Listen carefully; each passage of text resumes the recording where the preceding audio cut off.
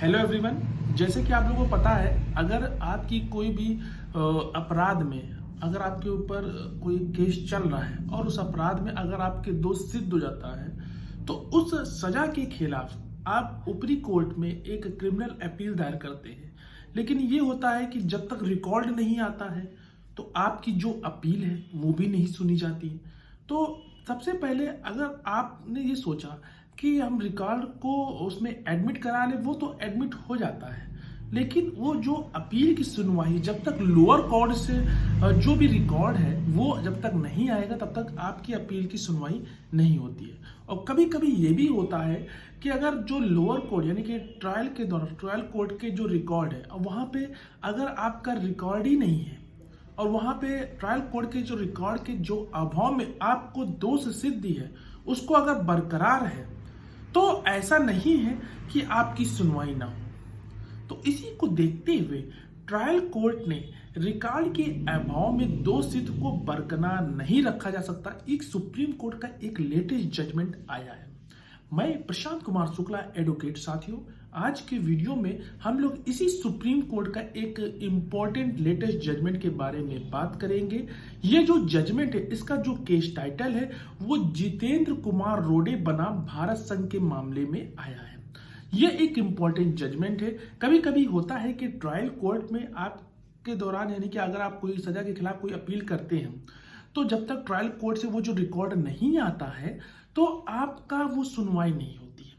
तो इसीलिए जजमेंट उसी पे आधारित है। तो वीडियो को शुरू करने से पहले अगर आप मेरे चैनल पे पहली बार है तो चैनल को जरूर सब्सक्राइब कीजिए, जिससे कि वीडियो का सबसे पहला नोटिफिकेशन देखने को मिले।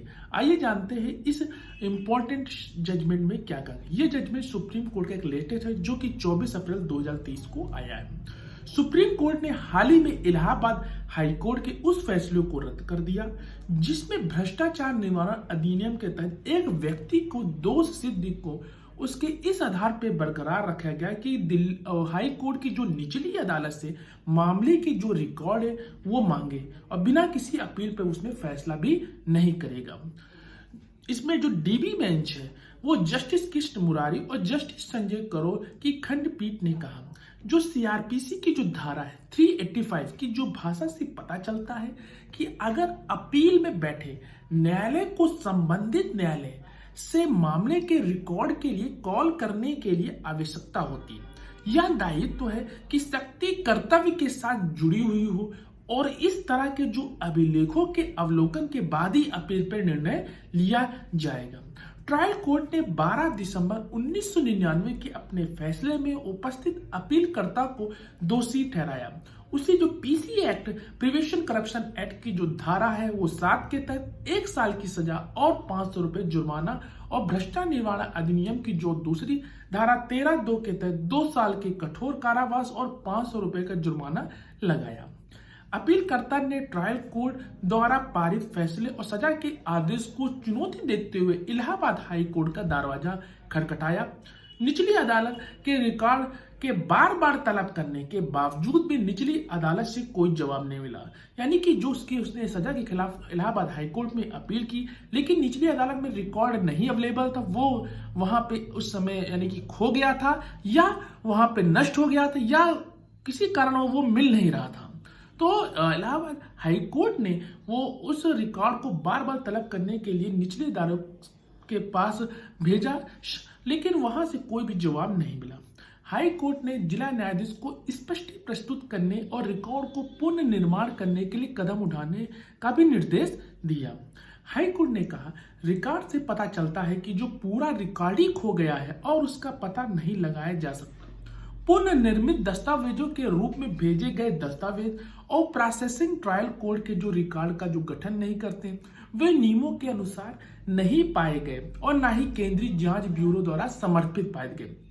हालांकि हाई कोर्ट ने 23 नवंबर 2022 के विवादित फैसलों को पहले के जो अवसर पर ध्यान देने के बावजूद दोष सिद्धि को बरकरार रखा और रिकॉर्ड का जो पुनर्निर्माण जो नियमों के अनुसार नहीं था, जो रिकॉर्ड पर जो सामग्री की जो अनुपलब्धता यानी कि जो उसकी स्वीकृति है वो अपीलकर्ता किसी तरह भी जिम्मेदार नहीं था। हाई कोर्ट ने अपेक्षित निर्णय और द्वारा अपीलकर्ता की जो सजा उसको घटाकर पहले से काटे गए जो समय था उसको कर दिया और जुर्माने को बढ़ाकर 25,000 रुपए कर दिया। अपीलकर्ता ने हाई कोर्ट के इस आक्षेपित निर्णय के विरुद्ध सुप्रीम कोर्ट में अपील दायर की। अपीलकर्ता द्वारा यह तर्क दिया गया कि ट्रायल कोर्ट के रिकॉर्ड में अभाव है और दोष सिद्ध का एक दृढ़ आधार पर नहीं कहा जा सकता है, इसे रद्द किया जा सकता है। ये अपीलकर्ता ने सुप्रीम कोर्ट में अपनी अपील में दायर की।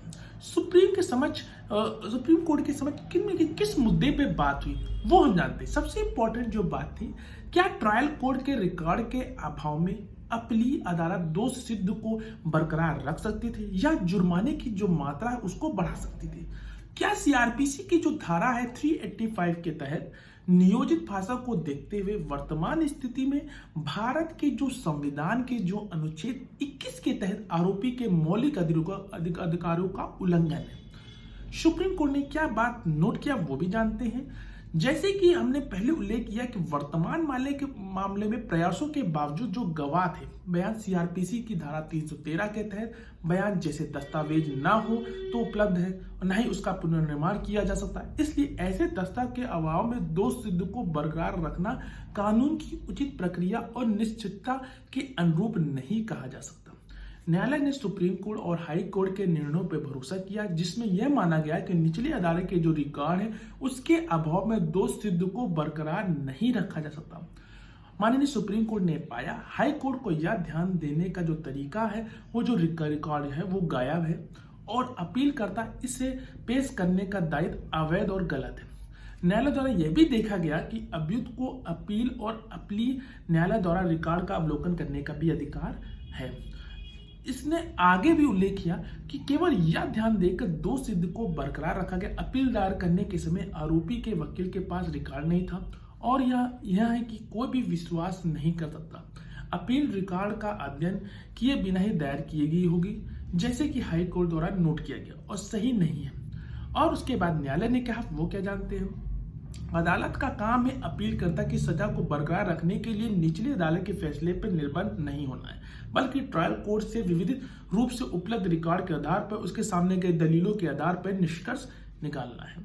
कोर्ट ने कहा कि अनुच्छेद 21 के तहत अधिकारों की जो सुरक्षा निष्पक्ष कानूनी प्रक्रिया के अभाव में किसी भी प्रतिबंध स्वतंत्रता का सुरक्षा पर जोर देते हुए जिसमें ट्रायल कोर्ट द्वारा निकाले गए निष्कर्षों पर सवाल उठाने के लिए अपील दायर करने वाले व्यक्ति के लिए अवसर भी शामिल है। केवल तभी किया जा सकता है जब रिकॉर्ड की जो अपील है वो न्यायालय के पास उपलब्ध हो।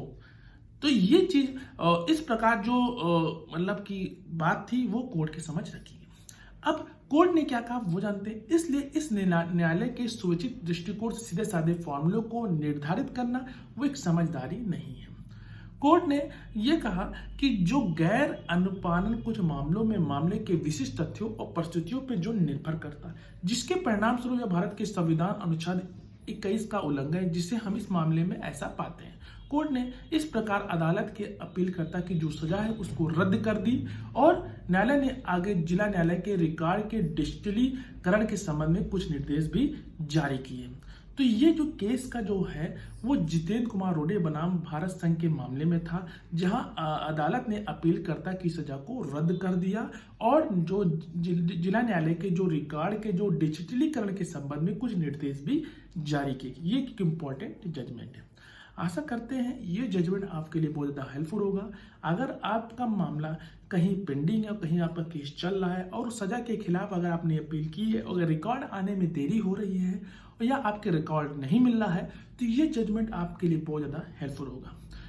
आशा करते हैं ये वीडियो आपको अच्छा लगा होगा। डिस्क्रिप्शन बॉक्स में मैंने इस जजमेंट का लिंक मैं जरूर दे दूंगा। तब तक के लिए मिलते हैं नेक्स्ट वीडियो में। तब तक के लिए धन्यवाद।